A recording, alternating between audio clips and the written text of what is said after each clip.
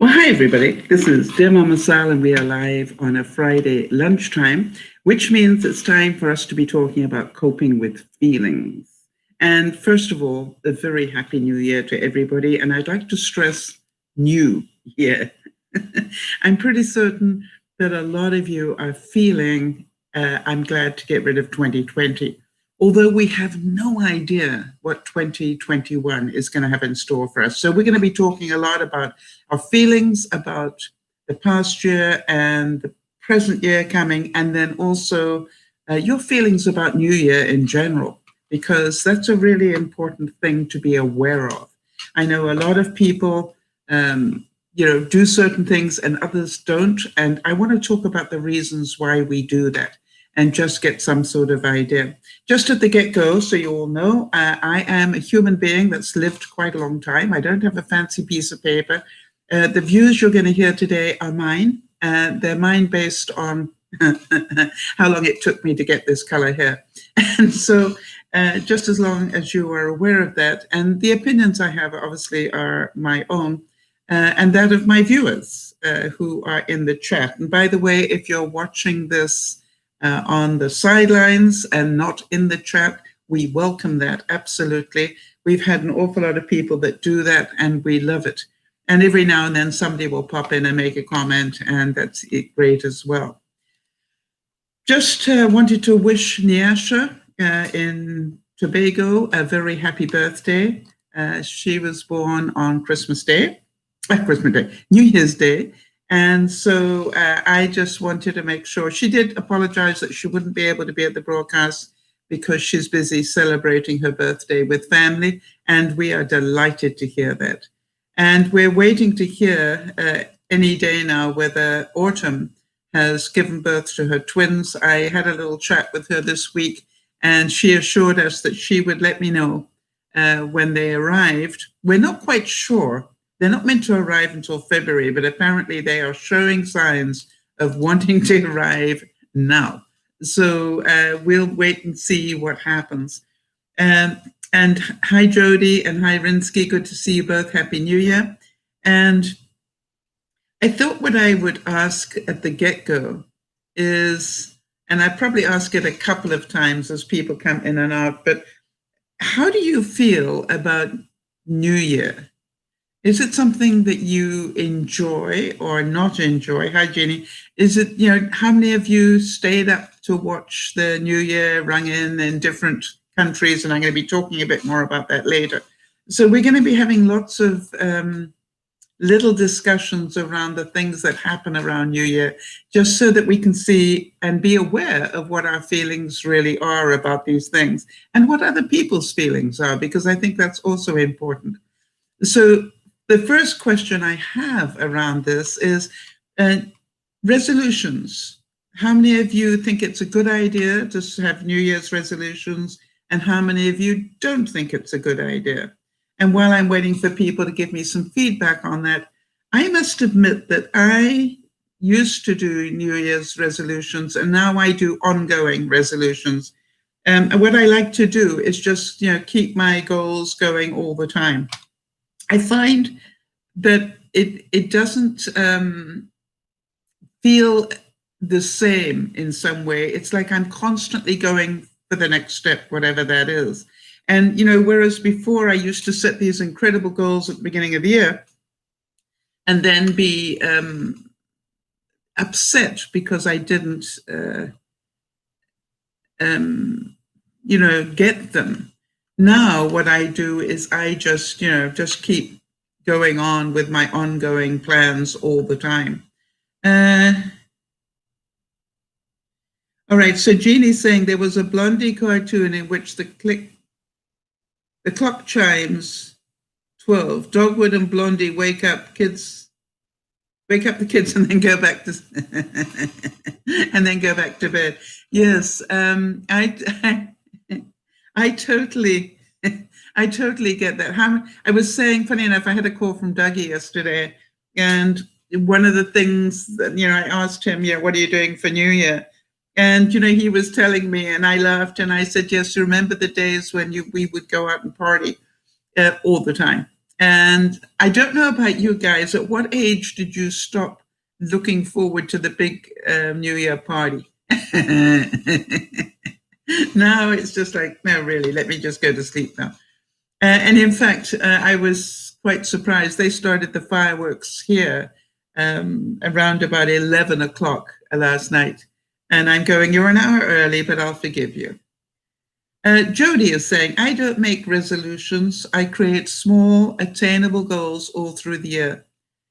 And I agree with you, Jody, that I find that a much better way of doing it. I actually have ongoing goals and then, little steps towards those ongoing goals. Yeah, Jeannie as well. No resolutions, too difficult. Easier to make resolutions as needed. Okay, interesting. But, maybe I would ask you, did you have any major achievements last year? Even though you didn't set that big goal at the beginning of the year, do you feel that you had any major achievements? I certainly do. And I'll wait to hear some feedback on that. While we're waiting, I thought by the way, I will talk about the major achievements a bit later on my side. But I wanted to ask you, how many of you either stayed up and watched the fireworks around the world, or how many of you, watched them this morning? Which is very civilized, I think.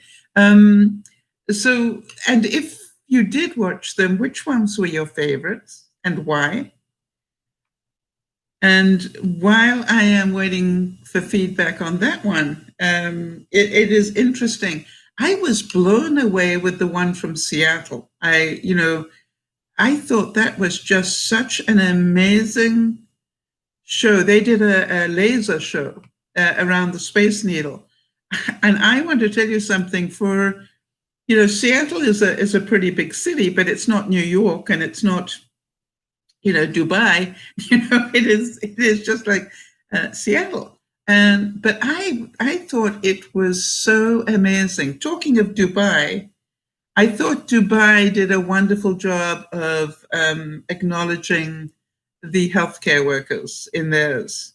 I thought that was great. So if you haven't seen it, it's worth, but definitely see Seattle if you haven't seen it. And I haven't got through that many yet. I like to sort of take my time and then look at them, as time goes. By the way, for those of you seeing me struggling with my allergies, I took antihistamine this morning. So I'm hoping that it'll be a little better. But yes, you can see. Oh, another question. This is one that I thought I should ask. How many of you cry when you're watching the fireworks? I wondered about that. How many of you find that you cry when you watch things like the fireworks? And do you know why? Because that's a really important thing to understand, why we cry at something like that, and I presume tears of joy, and then to understand that it's all about emotion. Jeannie's saying that her memory of the last year, achievement-wise, was she entered 2 contests because of DearMamaSal and won twice. Yes, amazing, Jeannie. I hope you saw that I put up a note of congratulations to you. I'd like to say, I'd love to take the credit. But I think we'd all love to take the credit for this, Jeannie. But the truth is it not true that really you entered the 2 contests? If you hadn't entered them, you wouldn't have won. And, it's nice to say that we encouraged you to do it, maybe, but the reason you won is because of you, not because of us. And so I'd like to, give you just full credit for that.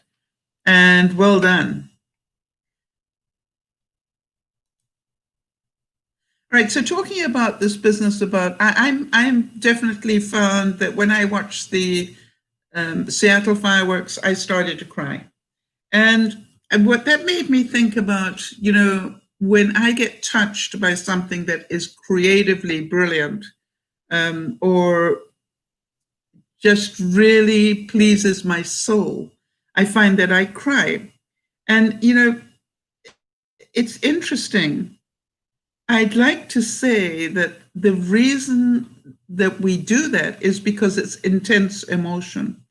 And the other thing is that understand that's a good thing. Don't think it's a bad thing. The other thing is when you cry with happy emotion, you release endorphins and other little doodads, that actually are really good for your body. So feeling that strongly, how can it be a bad thing? Jody is saying, I'm proud that I achieved another year of navigating physical challenges and did my best to find joy in every day. Yes, I want to say that you definitely deserve a special, thinking a rosette here, one of those things, a badge. Let's put it that way. I think you deserve a badge for your courage, Jody, and the way you have handled daily pain, daily stresses, and still done so much, not only for yourself, but also for Dear Mama Sal. And for those of you who don't know, Jody is our admin, and she keeps me on track all week. And so, yeah, absolutely, well done.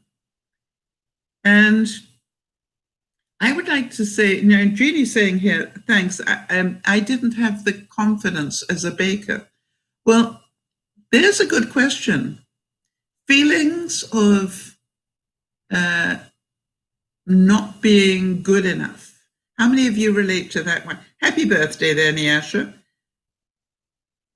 And hope you have a wonderful day. And thank you for your New Year's wishes. How many of you realize that part of the reason we don't feel good enough at anything is because we don't do it enough, or we presume that we can't do it well enough. I really wanted to say that in my lifetime, one of my great joys was to meet Yvonne. And when I met Yvonne, I got into the habit of every Sunday cooking her and her family a roast. Why? I love roasts. I don't know about the rest of you. There's something about, a roast of beef, a roast pork, roast anything that just is amazingly, satisfying and great feeling of family. And it, quite honestly, I got into the habit of cooking every Sunday for them. And the strange thing was that I never considered myself any sort of a great cook. But, over the years, I realized that maybe my cooking wasn't that bad. Why? They kept coming. And they kept thanking me, and they kept taking leftovers and presumably enjoying them. But, for me, it was twofold. I not only had the joy of having people around my dining room table every week, but also I had the joy of watching their faces as they tucked in for seconds or thirds.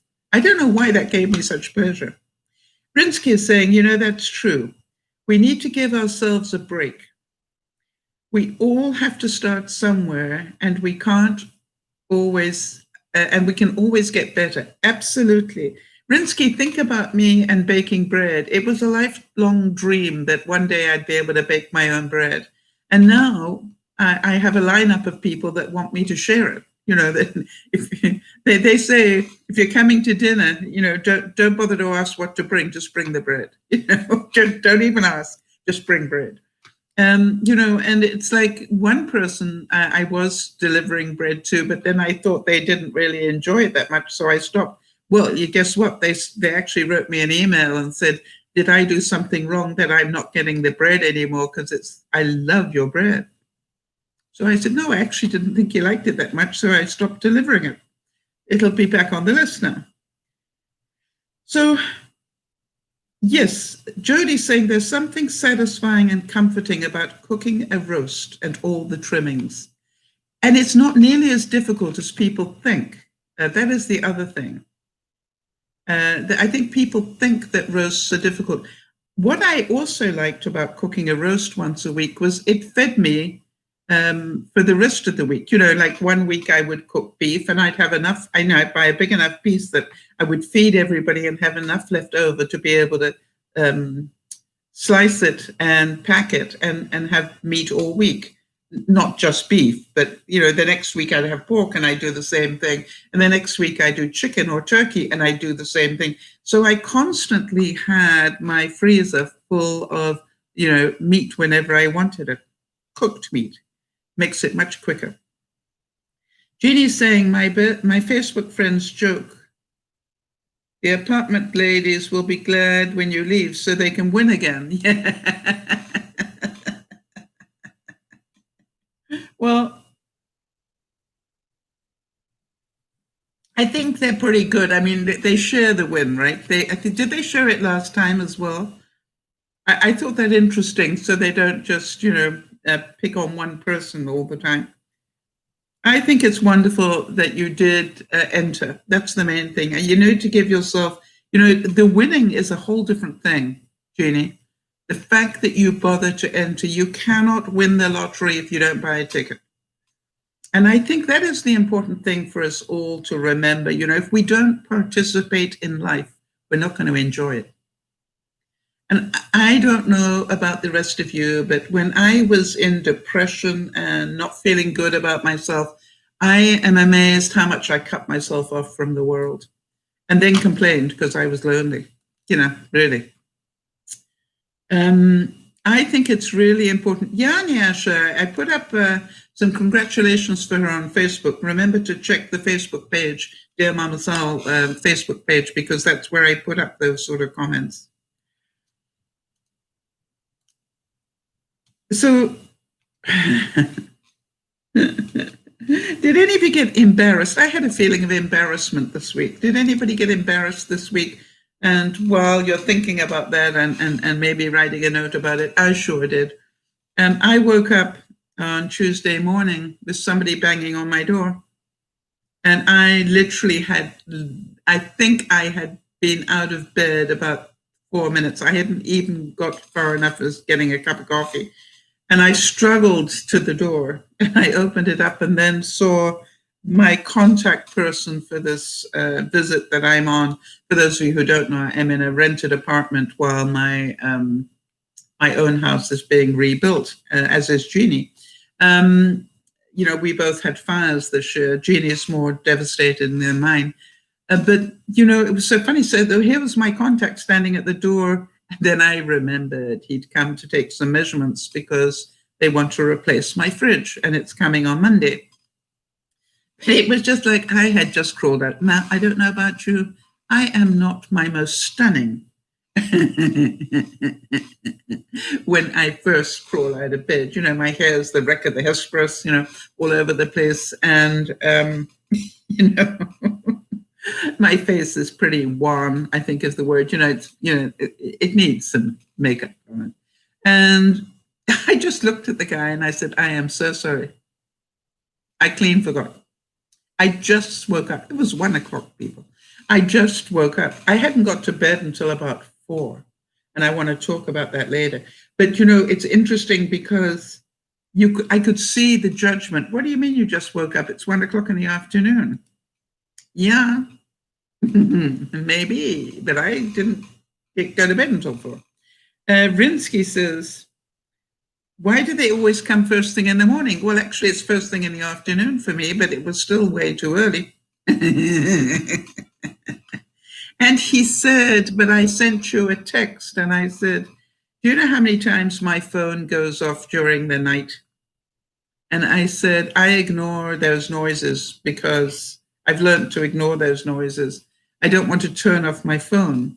But I said, I just don't react to them because I know it's probably somebody, one of the viewers advising somebody of something. The only time I will answer it, if it starts to go very rapidly, it means that something's going on. And then I will check it to make sure that everything's all right. But anyway, the main thing that I had to do, but you want to hear the good news? Talk about, I had a feeling of great relief that I had fallen asleep that night in my clothes. I had literally fallen asleep with my clothes on. And thank goodness, because at least when I got up, I had clothes on. I was very thankful for that. A great feeling of thanks for that one.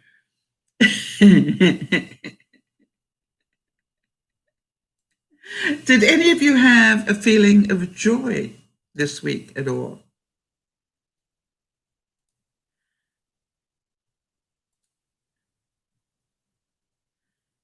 You know, it's, hang on a second, Jeannie's saying accomplishment, finished letter, read the insurance saying there is an age discrimination, etc.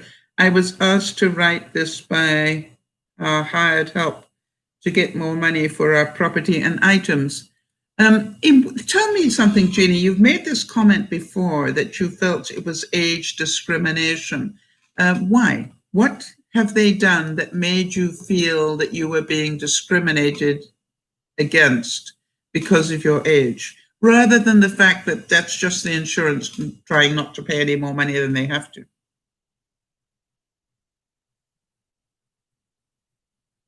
I'm very interested in, you know, what it was that justified that, you know, because to accuse somebody of age discrimination obviously is a pretty important thing to do. So therefore, I wondered what it was that they did that you felt you were being discriminated against in that way. You know, that's a, you know, the way that you're saying it, it's like it's a legal thing, and therefore to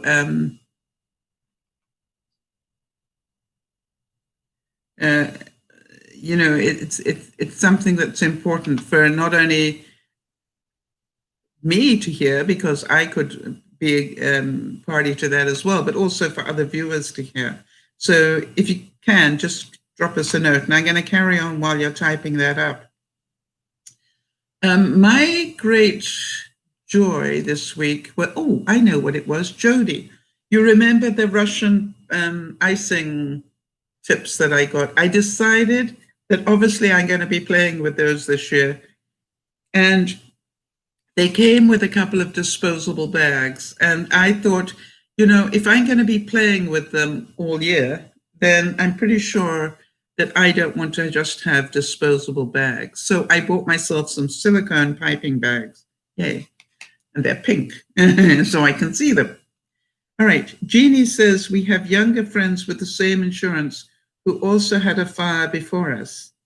They received money immediately. We waited over 3 weeks for the first check. And then we waited and waited again for the next check. Okay. So you think what? I don't see how that is.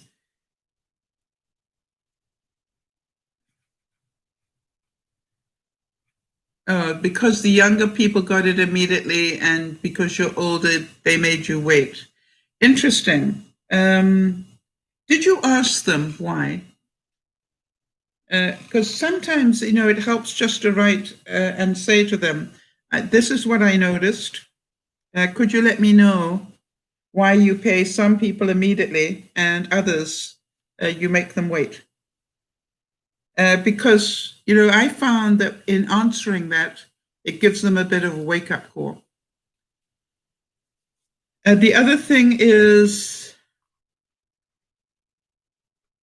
it's good that you know the other people. All right, so Jody is saying you'll love those silicone bags. I have a few and wouldn't use anything else. Saves money and great hand control to pipe those flowers. Yes. For those of you who don't know what the Russian piping tips are, they do instant little flowers when you, with icing. Now, how can this be a good thing for somebody who's pre-diabetic? Of all the hobbies to take up this year, really?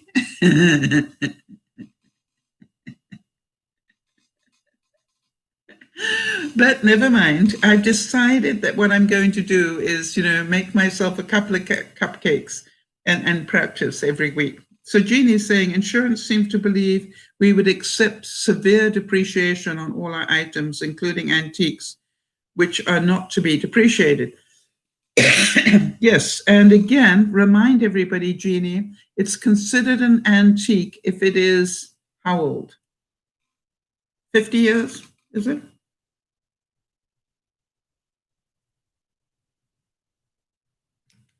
I'm pretty concerned because, you know, a lot of my stuff, a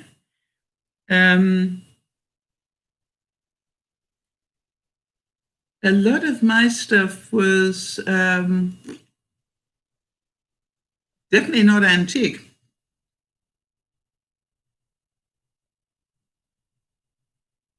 All right, so Jeannie's saying, the fellow who was our insurance adjuster said he came to our home to view things, but we never even saw him. Okay, now here's a good point that I'd like to suggest that you all do. And it's a new year, stress the word new. Because of Jeannie's experience, how many of you can see that maybe at the beginning of every year, you walk through your home with your video camera on and keep, you know, open your closets, show what's in your closets. If you've got electronic equipment, make sure you photograph it all and just literally go through your house.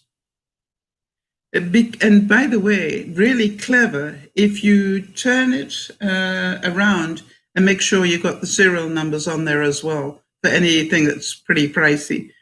You know, things like televisions or what am I looking at? My Wii.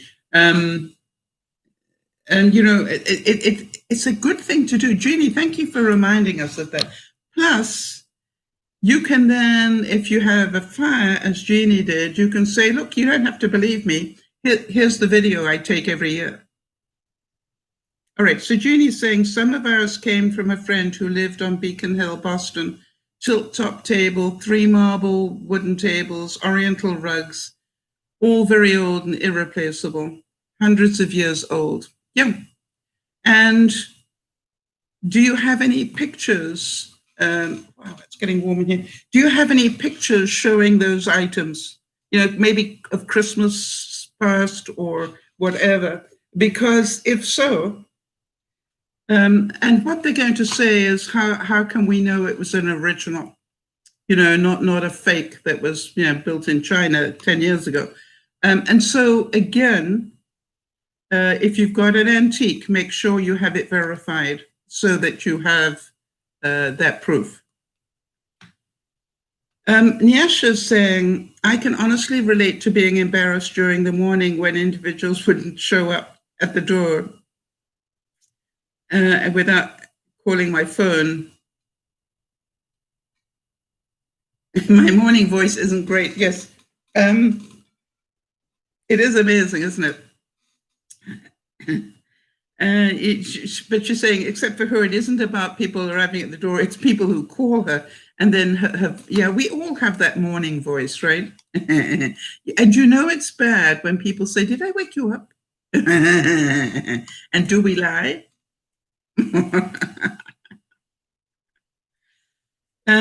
Yes, make sure you have that documented. If you do have a genuine antique, I have a number of antiques. Funny enough, isn't it strange? Most of my antiques are silver, and they weren't even in the house. I hadn't even unpacked them. They were still in the storage shed. Along with my, you know, I've got a storage shed full of stuff that I never got to unpack. So very interesting. By the way, I went back to my house yesterday and I was quite upset to see water in the bathroom area. Obviously, the roof area is leaking water, and I just immediately wrote and let them know that. And the other thing is they put the heater back on. Now, I don't know if they put the heater on to help evaporate some of the water, but what I said was, you know, I had said that I didn't need it on for my needs, and I did that a month ago. So, and I could show and I turned the heat off. Luckily, I could see that in my daily thing. And then suddenly it spiked up again. And I said, the reason I'm saying this is I cannot afford to pay $400 a month for heating. And so therefore, if you guys need it on for whatever purpose, you know, I understand that, but then obviously you will be paying the bill because I asked for it to be turned off, unless, you know, you need to have it on. And you understand, they can't have it both ways. Jeannie said, when my friend died, we sold many of the rugs at an auction. The biggest Oriental was in awful condition and yet sold for thousands of dollars. New York buyers bid against each other. Yeah, you see, but you can't prove that your Oriental rug was of the same value, condition, whatever. And that is because it's not verified. And so, Ginny, I think they will make you whistle Dixie, quite honestly, because there's nothing to say that, you know, if you've got pictures of it, if you still have the receipt of, you know, you were given those things, did you say? You know, so even if you can't prove it, you're SOL, quite honestly. And that is the whole problem that I want everybody to understand. If you have things of value, then you need to insure them as things of value. For example, have you been paying for the last, however long you've had these rugs, for the possession of an antique Oriental rug? See, if you've been paying for it on your insurance, then you've got another step forward on this one. But if you just have regular house insurance that doesn't include a specifically valuable Oriental rug, then I don't think you've got very much chance, quite honestly, regardless of if it's true. So, however, it's worth fighting for, and I understand that. So don't get me wrong here, Jeannie. What I'm trying to do is be prepared to maybe not get what they're worth. The other thing is, we also know, right, Jeannie's saying we have been advised to do this because they think we're being discriminated against. I hear that. But again, can you prove that you are being discriminated against? The fact that you have one friend who got paid more quickly, that I understand. All right, so you received these, you received these as an inheritance. Okay, and how long ago did you receive them? But you understand my point, Jeannie. I'm not saying they're not valuable. I'm not saying they weren't antique. What I'm saying is, if you cannot prove that, then there are an awful lot of people who are going to say they had antiques and they weren't. So all I'm trying to do is make sure all the viewers understand, if you, like Jeannie, have genuine antiques, make sure you insure them so that you've got a paper trail that says, excuse me, I've been insuring these antiques for the last 10 years. Would I do that if they weren't antiques? You see, and that's the point that I'm trying to make. Jeannie, I'm heartbroken for you because you're right, you'll never replace them, but life goes on, all right? I want to go back to the story about the Russian icing tips. That I'm looking forward to playing with them. And funny enough, I'm looking forward to trying to use them for mashed potato, because I think that would be, you know, a nice way to just have a little mashed potato instead of a clunk, you know, a big spoonful of mashed potato. I think to have 4, you know, really beautiful little mashed potatoes in the shape of flowers would look gorgeous. And now that Christmas is over, I might be able to get some food colorings, because I couldn't get them at Christmas, get some food colorings and actually make colored mashed potato. I don't know why that, please. Then I can do, I've learned how to do two colors at the same time, where you actually line the one color around the bag and then huck the other stuff in, and then it'll make flowers that are one color on the inside and then the petals are a different color. That's going to take a lot of work.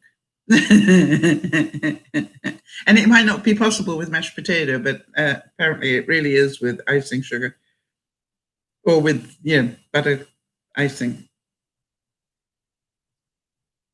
All right, so Jeannie's saying, all my friends saw I had a formal living room with original paintings, rugs, etc. Yes, so again, I understand that, Jeannie. Do you understand I'm not fighting you here? That's not what I'm doing. I assure you that all my friends have seen my silver. All right. However, can my friends prove that that silver is over 100 years old? Or can they just say, I saw she had some beautiful silver? Now, I actually do have one person who could prove that actually, silver is nice because it has a stamp on it. And I can prove its age by the stamps on it. But again, take pictures of those stamps if you've got things of value. The other thing is, if you've got antiques, and maybe this is something to remember, you might want to bring in an appraiser once every 10 years and have them appraise it. And just go, the last appraisal I had was back in 1970, and then it was valued at that. No, Jeannie, you don't need to back off, honey. I just want to make sure that I'm not fighting you on this. I'm trying to make sure that we use it as a learning lesson for everybody. And again, it's a new year. So how would we all do it better this year? All right, and not be subject. We had many things appraised. Awesome. So if you've had it appraised as an antique, how can they fight it?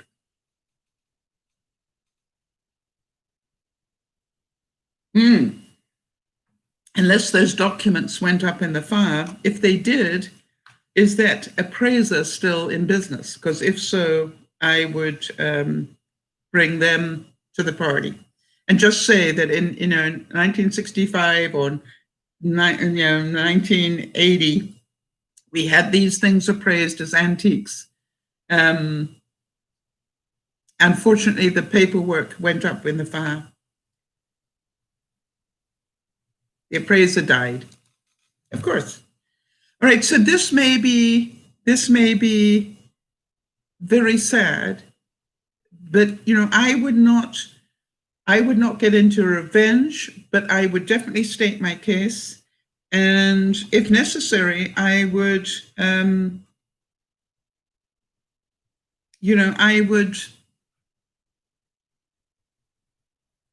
give the history. If you're saying that these came from Boston and your friend was how old when you inherited them, when they passed, she'd had them in her family for over 50 years. I've had it in my family for another 50, whatever it is, and just go, therefore. All right, so Jeannie's saying insurance has already changed in our favor once. All right, so that's, now you've got them thinking. Well done. So, you know me, I don't quit either, Jeannie, so I understand that. But what I'm saying is, know when it's enough. Do you know what I mean? Please do not affect your health for the sake of a few dollars. I know it's hundreds of dollars. I understand that. But I would just say, I will accept, I will not accept this. You have the right not to accept their settlement, right? And you have the right, I think, and you might find that out from your third-party person, to take it to court if you really think you're being dinged unfairly. So, in other words, I had hoped to have this conversation and deal with it. But again, the court's going to say, can you prove it? And that is always the deciding factor.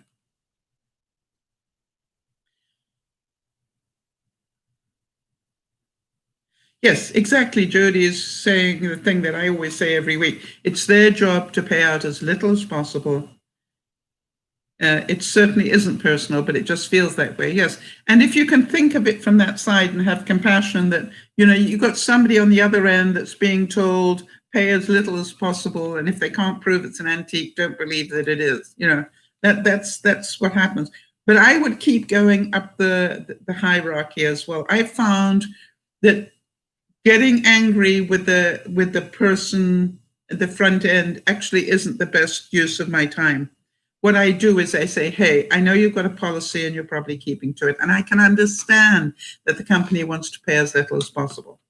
Do me a favor, can I speak to your supervisor? I don't want to fight with you. It's not fair on you. You're just dealing with company policy. And then I'll start going up the rungs of the ladder. And if I don't get the suitable answer from middle management, I will go up again. There you go. Jeannie saying, I'm not angry. I'm just ready to state my case. Good girl. Right. Getting angry is not going to help anybody, right? Being calm, cool, and collected and going, hey, do the math. He was 84. He'd had it, you know, his children will, if he had children, will be able to verify the fact that he had this, you know, these in his house for 50 years. And I've had it another 50, so do the math. Or that he inherited them from his mother or father, you know, and therefore they were already antiques before they got to me.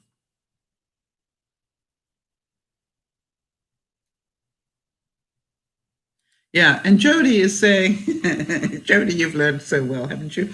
Right, all you can do is present your case, Jeannie, and do your best, right? Stay in reality and protect your mental health. Yeah. Do not get into anger and revenge type mode, because that means they're controlling your mental health. Well done. All right, that's good. I love it when we have these practical examples. Do you have any house updates? Yeah, I was there yesterday, as I said. They have now replaced part of the chipboard that is needed to put the roof on. And they have sealed in other words, before you could walk in and you could see straight to the chipboard onto which the roof is placed. But now they've put a barrier up, a plastic barrier. But as I said, in my master bathroom, there's water in there. And so there's been water that's been coming in. But at least there's some activity starting. And now that it's January, I'm certain it will start in earnest. So thank you for asking, Rinsky. I appreciate it.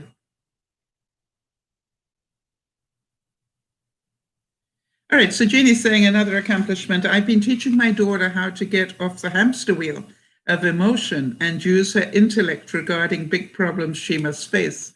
You see, Jeannie, to me, the greatest gift you can give me is to let me know that what we've been teaching each other over the last couple of years, you know, is now rippling down to other people. And that because of what you've learned, they will now learn as well. And, you know, I've always said the greatest thing that I can dream of is that I do something that will make other people's lives better, not just my viewers, but the family and friends of my viewers and their family and friends. Well, Rinsky, getting off the hamster wheel is really simple. Do you want me to show you again? Because I'll show you every week until you get it, Rinsky. Because once you've got it, I think everybody that's got it will tell you once you've got it, it's so amazing how quickly you can get off it.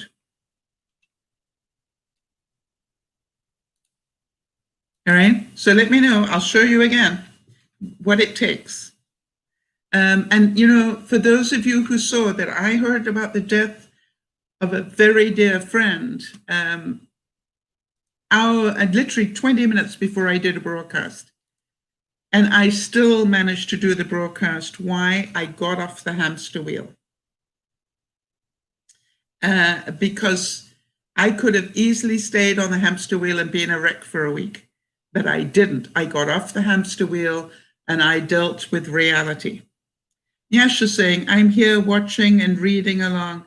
I don't think I have mastered the art of staying calm during an angry situation yet. No, but you're working on it, Yasha. That's the main thing. What I do now, though, is I ask the individual questions. Yeah, that's good.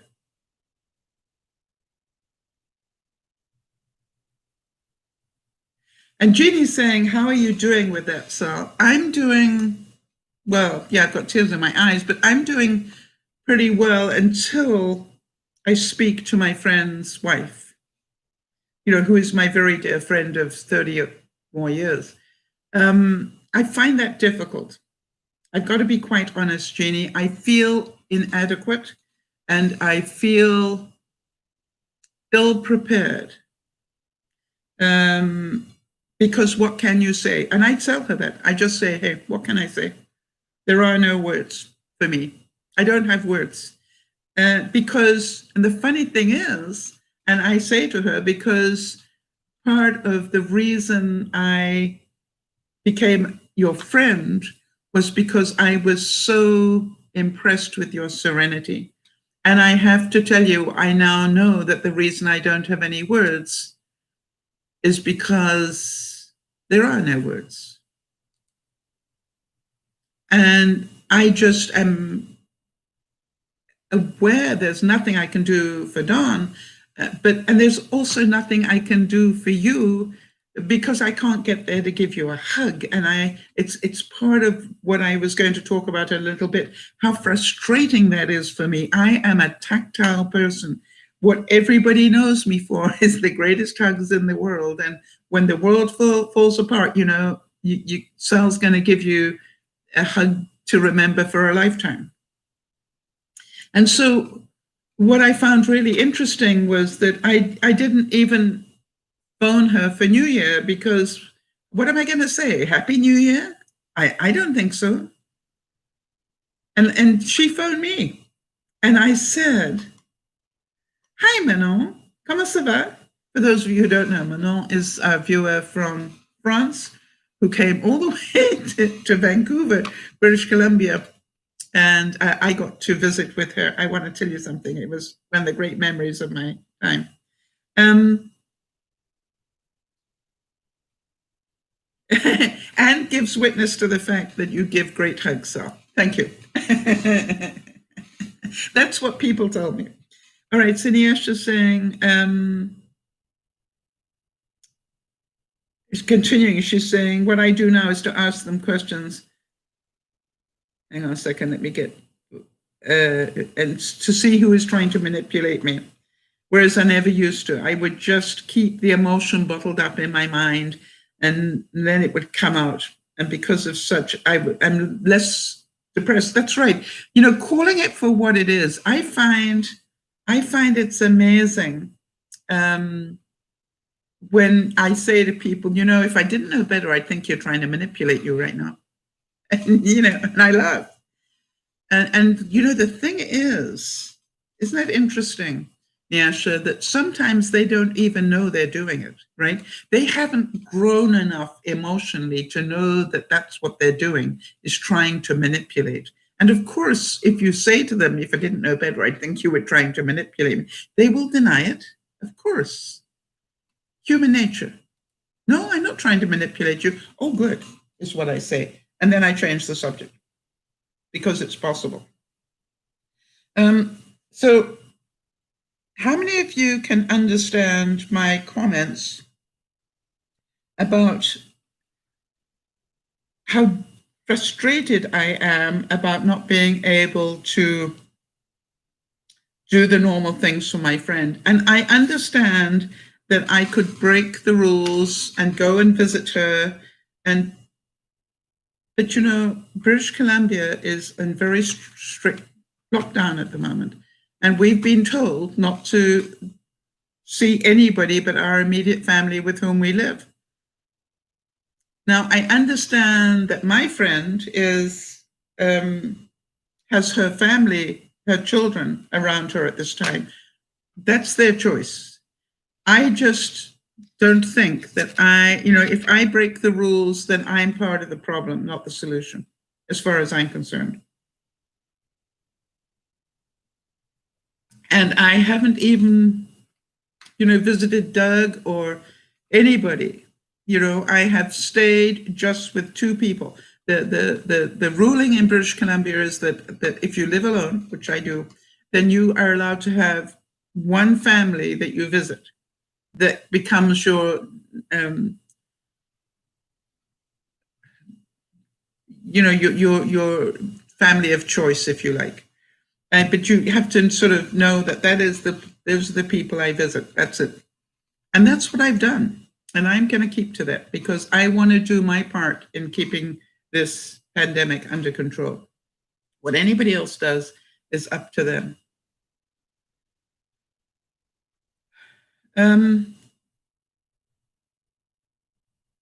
Right, so we're pleased to hear that. Jeannie's saying her granddaughter and her husband had COVID and they are now better and back at work. You remember that Yvonne's landlady, the people that bought the house in which I used to live, the whole family had it and she lived downstairs. And the amazing thing is they all had it, got over it, and Yvonne, touch wood, and Yvonne and Wade didn't get it. So that's amazing. Manon is saying, and can we just say I lost my godmother's mom, and it was very frustrating not to be able to go to the funeral, not to be able to hug her.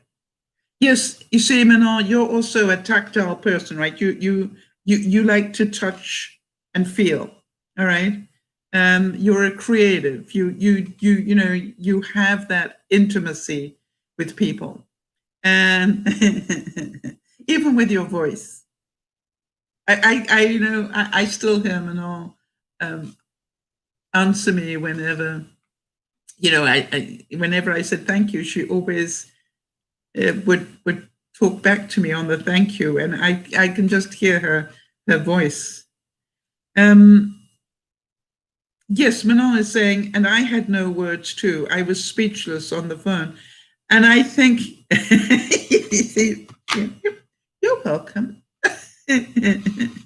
It's the way she said it. It wasn't the fact that she'd say you're welcome. It was the voice tone. It was the cutest thing. I'd say, thank you, Manon. She'd go, you're welcome. It still touches me. Tactile. That's not stupid, Nash. Tactile is a fancy word. I wondered about that. It means that I touch things. Hang on, let me find you the official definition just so that I can tell you correctly. It means,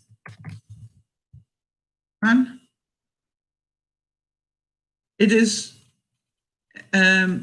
connected with a sense of touch. Okay? And a tactile person describes someone, if you describe somebody as tactile, you mean that they tend to touch other people a lot when they're talking to them.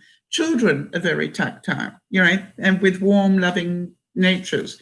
You'll find that, if you love the feeling of different textures, if you love to rub your hands on velvet or sequins or whatever, that is a tactile thing. It has to do with touch. Does that make sense?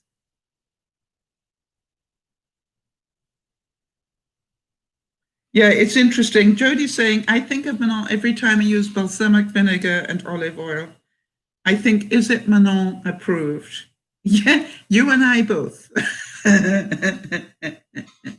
I buy, whenever I buy balsamic vinegar or oil, and I'm going, no, Manon would not approve of this, but my budget does. Manon, Happy New Year, but what I want you to think about, Manon, is do you realize the impression that you made on people with just that little bit of learning that you gave me in that, restaurant where it was, and we were talking. Actually, I get Medina as well. That's really interesting. Yeah, I get Medina. Funny enough, I find that buying really good quality balsamic vinegar, you know why I love it? I love to cook with it. In other words, if I'm doing beef, or if I'm doing pork or something, I will put balsamic vinegar in to help it cook, and it always tastes so good, and the gravy tastes awesome. So Manon, I want you to know that that little lesson you gave me that day, has not only affected my life, but also Jodie's, and I'm certain anybody else who saw that video I made of that. So, and you touch my life in more ways than I care to share, but that's important. So thank you for being here.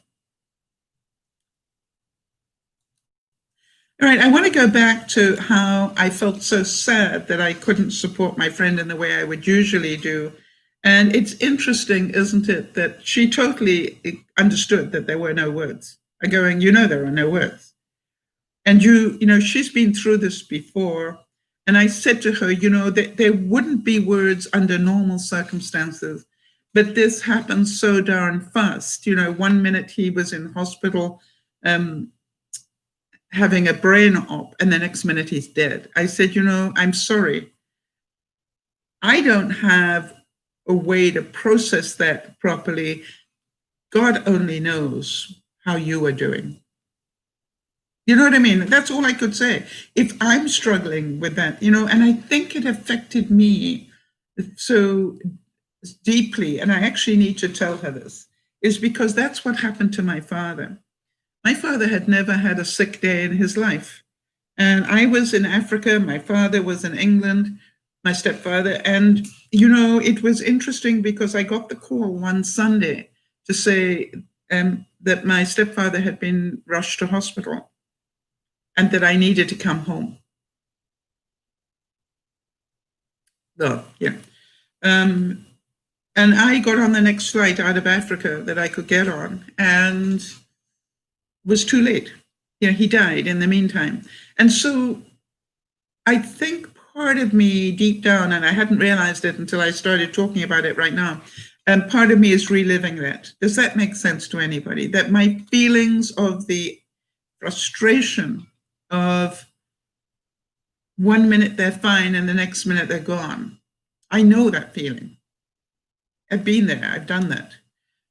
I will make sure I write to her about that and let her know that I cannot, and how many of you understand this?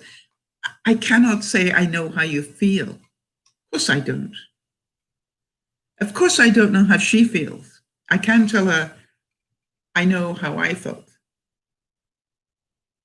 And so, bingo, that makes a lot of sense.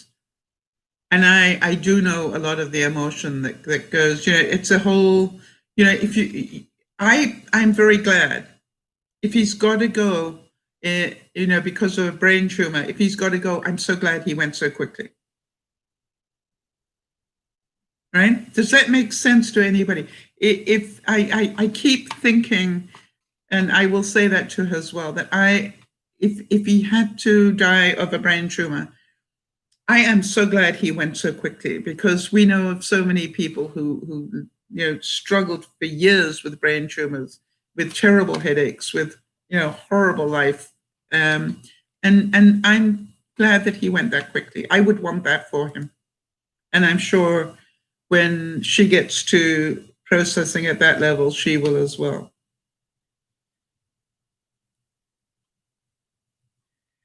Yeah, Minna is saying, and maybe you can say or tell her how you coped with your stepfather's passing, right? If she needs to. I don't think I coped with it. Actually, it makes me laugh. It makes me laugh when I think about it. I know that sounds strange, because the family came from all over, from overseas.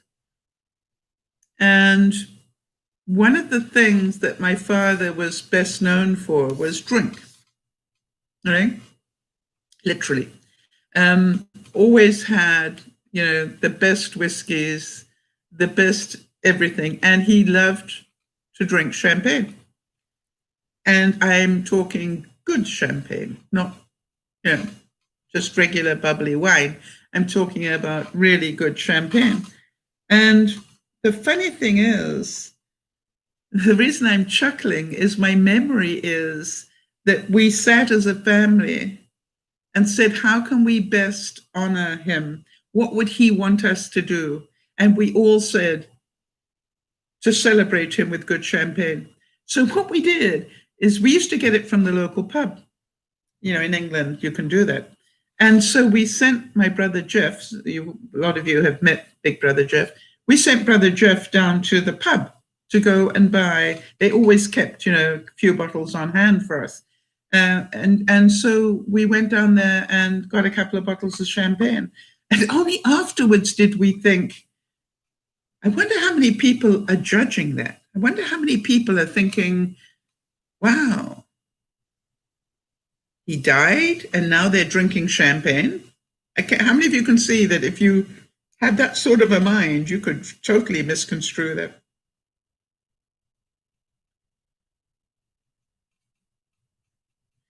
Manon is saying, my first answer is usually to go for chocolate to cope, not good champagne.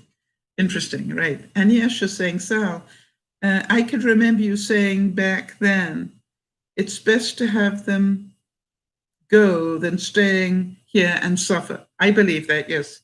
So maybe you need to remind my friend, right, that her loved one was suffering and is no more. Absolutely. And by the way, Nyasha, just so you know, she is an expert in it. She, it's actually why I'm not worrying about doing too much. She is, one of the most serene and together people I know. So, and I am not, I send her a hug almost every day, and I don't ask for a reply. I just say, I'm sending you a hug to let you know I'm thinking of you. Don't reply. You don't need to reply, right? Because it's just like, all I want to do is send her a hug. And so, yeah, important that she is that together because, and she was saying to me when she phoned me yesterday to wish me a Happy New Year, which I thought was an incredible act of kindness. And I just said, I can't say the same back. I'm sorry. I mean, there's part of me that hopes you have a new year, a good new year as you learn, to do, he was not only her life partner in terms of being married, but he was also her business partner. You know what I mean? They literally were together 24/7. It's going to be a huge difference for her. And Manon is saying, after my grandpa passed away, after the funeral, we got together. We ate together as the close family to talk and remember the good, bad times.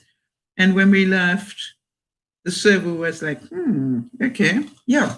And that's other people's judgment, right? I would much rather remember the good. And the other thing is, they will, will I be able to go to a funeral? I don't know. I am still waiting to be able to go to the funeral or the celebration of life for Yvonne's daddy. However, I am glad, as sad as I am of all of that, I am glad to be alive, to be able to feel that sadness. How many of you agree with me? In this new year, the first thing I got to say is I'm still alive. I'm very happy for that. And I'm very happy to be able to feel sad and not have it change my life. Now, who was it I was trying to help there? Rinsky, do you want me to go over that getting off the hamster wheel thing again? And I say again, because I will repeat that as many times as you need me to. Yes, Manon, he passed in May, just so that Yvonne's daddy did, yeah. And, he passed at home in Yvonne, in the house that we used to live in. I used to live, yeah. He passed there. And it was the most horrible feeling that I couldn't actually hug her because that was in the height of the first wave of lockdown. And what I did was I went there And I stood 6 foot away from her and said, feel this hug. I'm not allowed to come closer, but I want you to feel this hug. Because I knew she would be able to do that.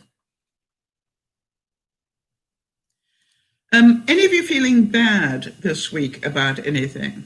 I am. All right, now here's my problem.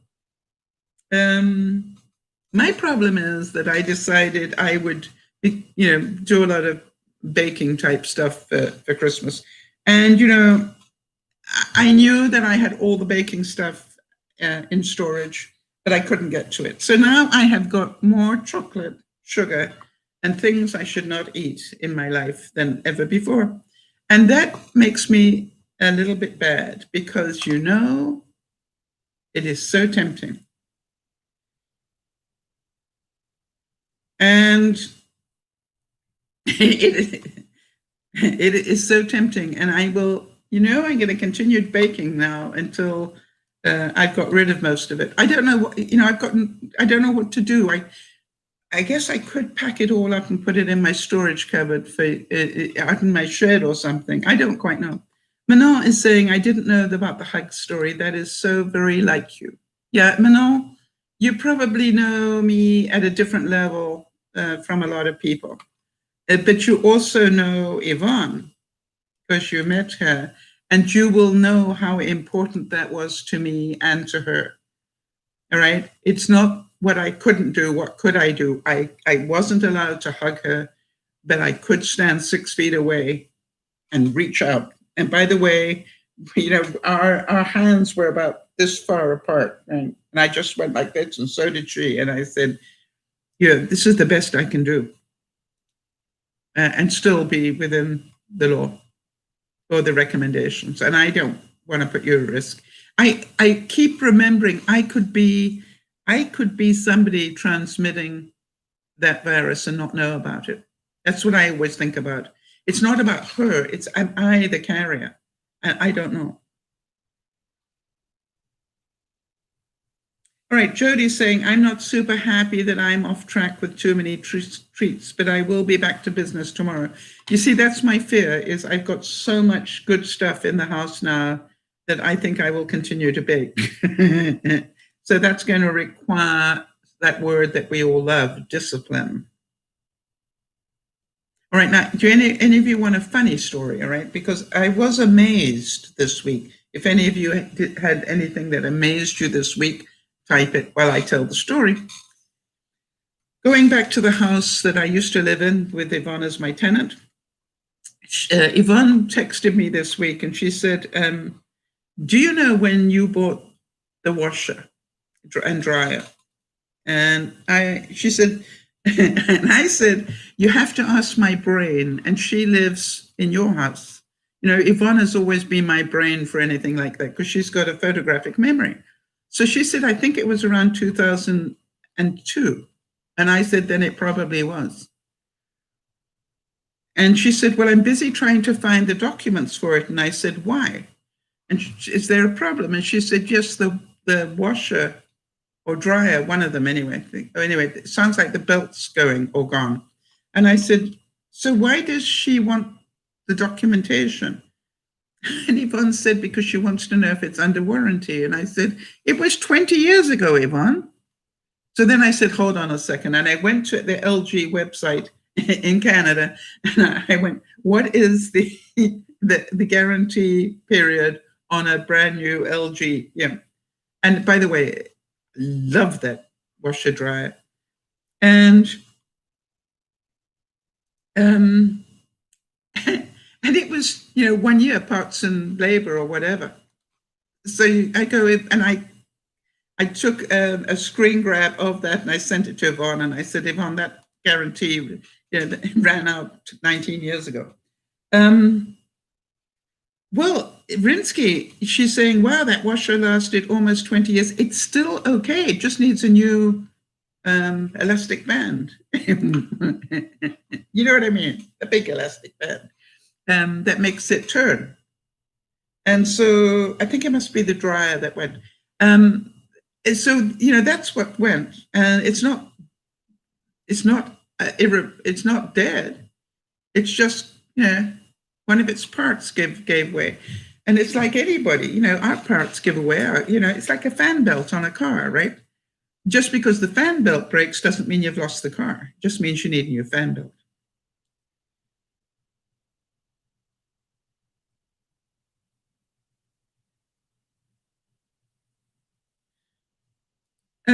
Niash is saying, I don't know if I've got a breakthrough or a breakdown, but for the first time in my life, I have been wondering why everything surrounding the Christmas holidays has sugar included. Good question.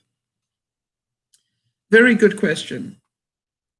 And Manon is saying, when I had too many good things at arm's reach and I was trying a new diet, I used to bake and bring it to neighbors, friends, and you can put it on the porch of your neighbor. Yeah, I that's what I'm thinking, is that I will, bake the occasional cupcakes and cakes and things for people. That's exactly what I'm thinking of doing, and just deliver them. Good idea, Manon. So anyway, can you believe it that this new owner of my old house really thought that a guarantee on a washer dryer lasted 20 years? And that's why she wanted the document. I said, Yvonne, stop wasting your time, because Yvonne has all my documents like that. I said, Yvonne, stop wasting your time trying to find them. It's insane.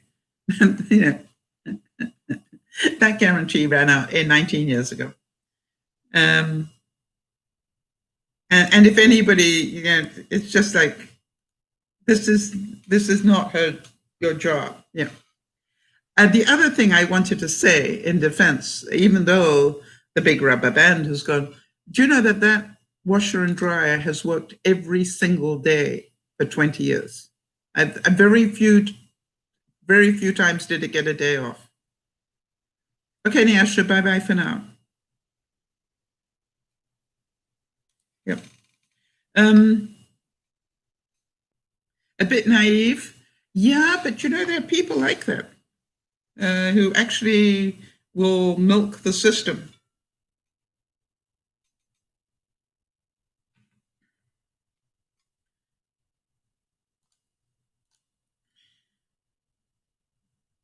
Now then, talking about accomplishments, I want to say I'm very proud of myself in some ways. How many of you can remember when I bought the Fitbit? And probably you will remember that I was doing a 10-minute walk when I first got it, and some yoga exercises and some rhythm exercises, but the main thing was the walk. And then you will remember that one day I reported to you that they had a longer walk, and I tried that. And so instead of a 10-minute walk, I was doing a 15-minute walk, and I did that. Then you will remember I told you that they had a complete lap of the island, where you literally walk around this island. And I did that. And that's 15 minutes. Well, I know you're going to be shocked. How long ago was this? 2 months? No more than 3, because I've been here 3. So you'll probably be shocked to hear, because I am, that I now do 3/4 of an hour of walking every day. I haven't done it today. I'll do it between the 2 broadcasts, but I do it every morning, 3/4 of an hour. And if I just do half an hour, it doesn't feel like enough.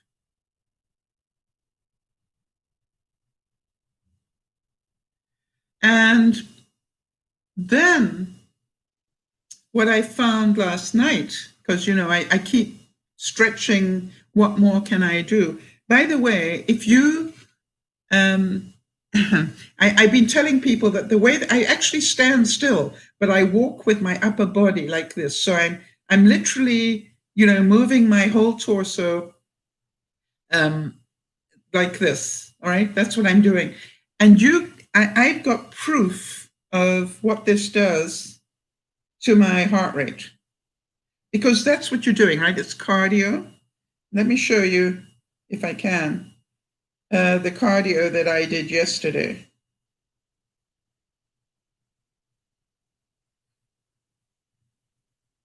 And, you know, I want to make this point so that you understand that it's not just, here, look at the cardio here.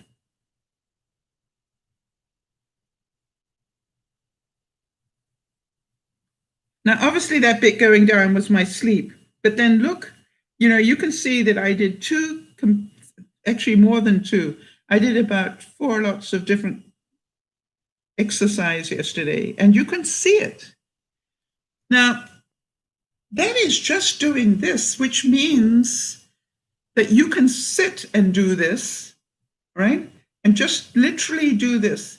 Here's the other thing that I found, and I was talking to Jody about it because it's important. And I need you to know that. Let me just demonstrate it so that you guys can understand. Which do you think, and I say this, I'm going to keep repeating this. Do you think that just going like this for a long time is better cardio than until you wear out and then slow down a bit and then run again? You see, what's amazing is it's about the endurance factor. What is good for your heart is the endurance. So it's actually better to walk at a steady pace for 3/4 of an hour than it is to run and stop and run and stop and run and stop. And what I do to keep it entertaining is I do 3 different walks, right?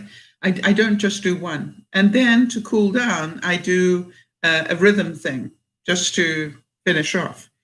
So it's been amazing. And have I lost weight yet? I put on all the weight with Christmas. Yeah, Rinsky, I didn't know either. That's why I'm sharing it. But you know, can you believe, for somebody who doesn't like exercise, that I actually am enjoying it enough that I really feel upset if I miss a day now? And also, if you remember the day that I went around the island, it was such an achievement that I had to talk to you about it. Now I do 3 laps of I can do 3 laps of the island and then have to add things on. Amazing, isn't it? Jody's saying, I've noticed how the tone of your messages is very enthusiastic about the exercise. You've always been consistent and got your steps in no matter what. But I can hear the joy in your tone. Well, I wasn't getting my steps in. That's another thing. The other thing I want you to see, thank you, Jody, for mentioning that. Let me see if I can show you here. All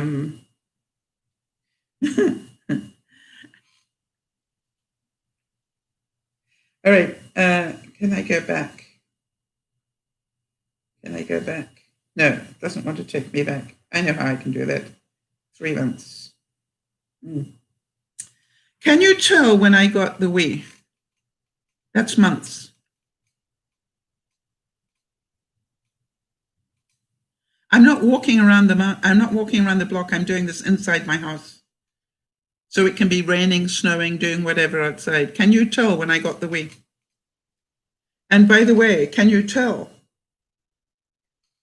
that I, yesterday, okay, my steps, the Christmas week, my steps were very little. I only got the Fitbit for Christmas. Okay, since I got the Fitbit, hang on, let me go back before the fire. That would be because I had the Fitbit then. Hang on a second.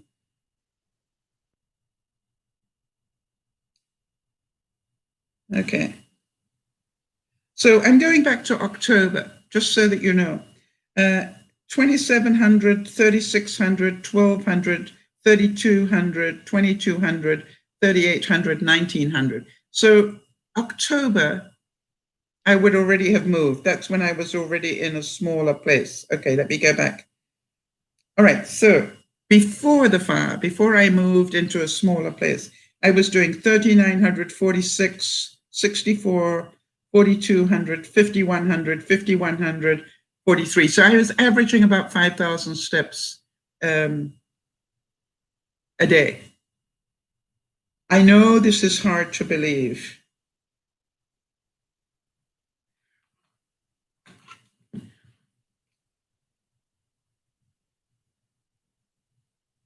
How about that?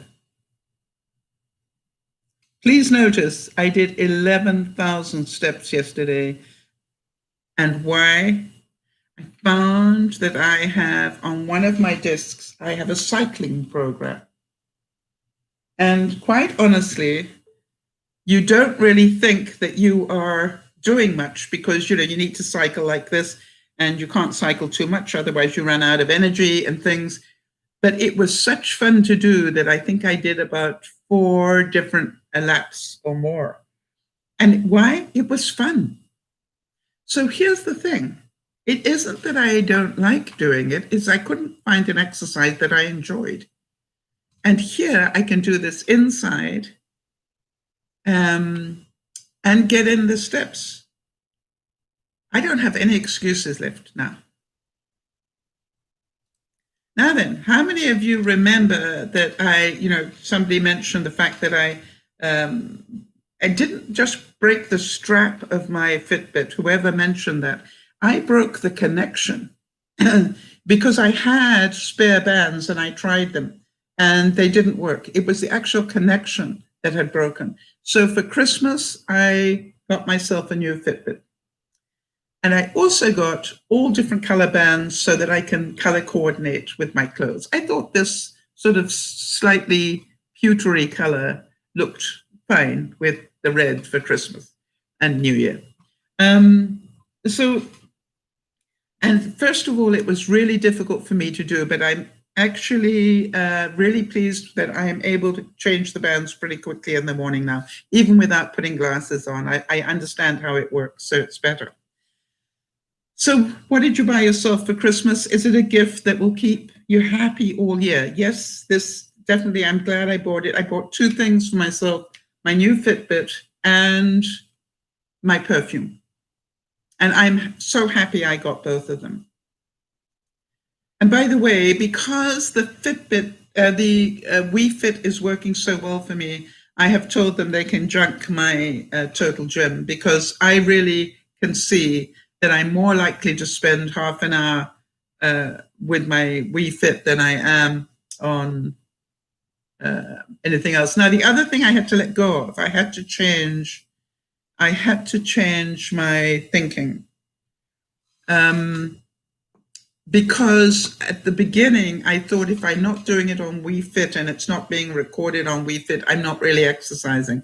Well, I have now proven on one of the resort games, the cycling one, that actually uses more peak, it pushes my heart rate up more than walking. So I'm going to be doing more cycling in future. And by the way, they've got many more routes around the island that make it really fun. So a little bit of both, maybe 20 minutes of walking and 20 minutes of cycling will be in my future. Now, talking about the watch, why would I waste money getting another Fitbit when I bought myself a fitness watch? That I have to tell you, the difference is that the cheap watch I had to charge every day. And this one, I only need to charge every 4 or 5 days, depending on how much I turn on. I was turning on the watch to do my exercise.